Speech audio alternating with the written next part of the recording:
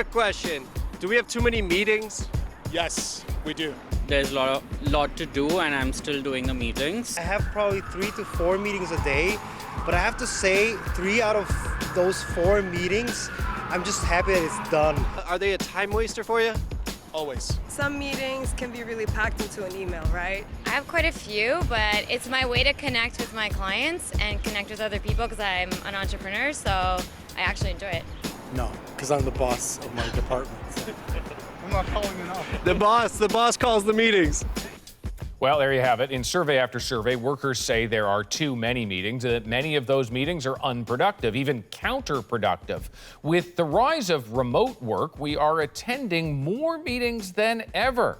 So, are they a time waster? Well, for a closer look, we have Jason Fried, CEO of 37 Signals, a software company, and Christine Alemany, CEO of the brand and marketing firm TBGA.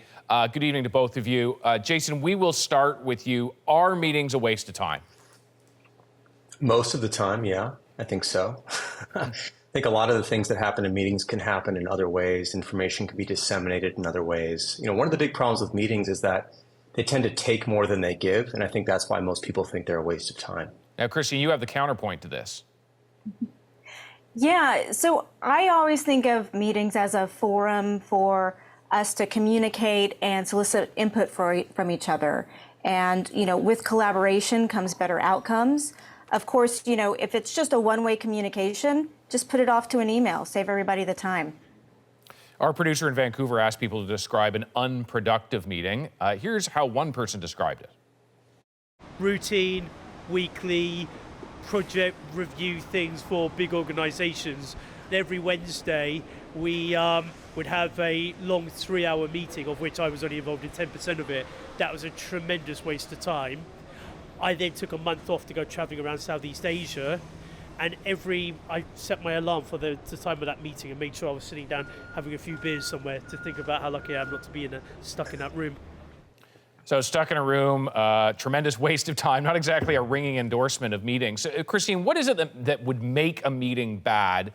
And what can people do to ensure they go the other way, they go good? Yeah, so one of the things that I like to think about is what's the purpose of this meeting? Why are we going to be in a room? And you build an agenda based on that. You set time limits based on that. You send everybody the agenda and ask them prepare for the meeting. You encourage discussion, but make sure everybody stays on topic and run the meeting smoothly. And Jason, if you're avoiding meetings, what do you do instead? How do you communicate? How do you coordinate?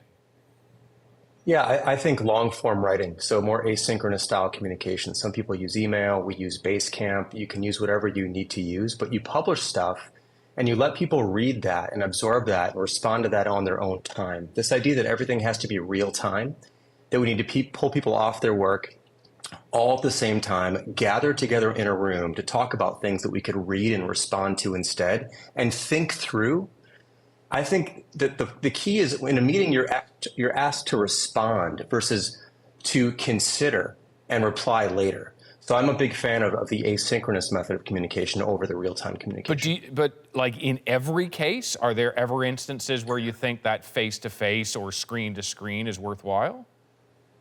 I do think it's worthwhile sometimes. So our general point of view at our company is real time sometimes, asynchronous most of the time. So we look at meetings as a last resort, not the first tool to pick from the toolbox. So we're typically going asynchronous back and forth, writing things. And then if we find we're talking past each other or we need to elevate something, we use a meeting, face-to-face situation like this to really, I think, seal the deal in the conversation. So it is a wonderful thing to use, but when it's the first thing you use, I think it tends to be a waste of time. And I think people ask themselves, why am I here? What am I doing here? I've got other things to do. Why do I have to keep doing this when I could be doing something else and then get back to people later? And of course, sometimes people are just doing that other thing in the meeting anyways. There's that too. I mean, I think, look, people have a lot of work to do. And so and they wonder, when am I going to get to do it? I'm in meetings all day. And yet my boss asks me to do work. So meetings aren't really work. When do I have time to do the work? And I think that's the disconnect that happens in most places. So Christine, give me your thought. Is there a downside to what Jason's talking about, the written communication, the asynchronous approach?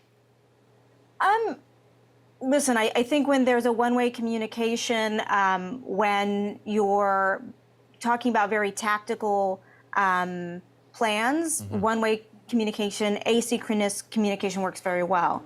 Whenever you're thinking about strategy, whenever you're working with people that the written word isn't their preferred way of getting information, some people like verbal communication, some people prefer visual, like images, other people like talking, some people like reading.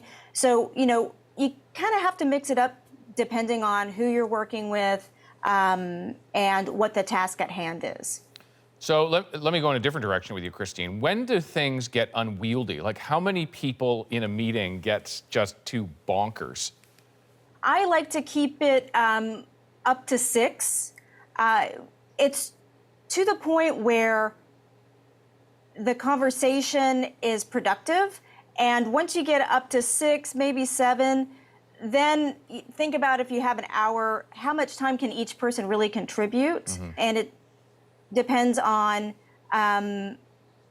whether or not you have the time to allow everybody to contribute. Yeah, always about time, just how much time is in your day, and it never seems to be enough. Jason, just as we are in this next stage of the pandemic, what do you think we've learned to this point about, with the rise of remote work, about meetings?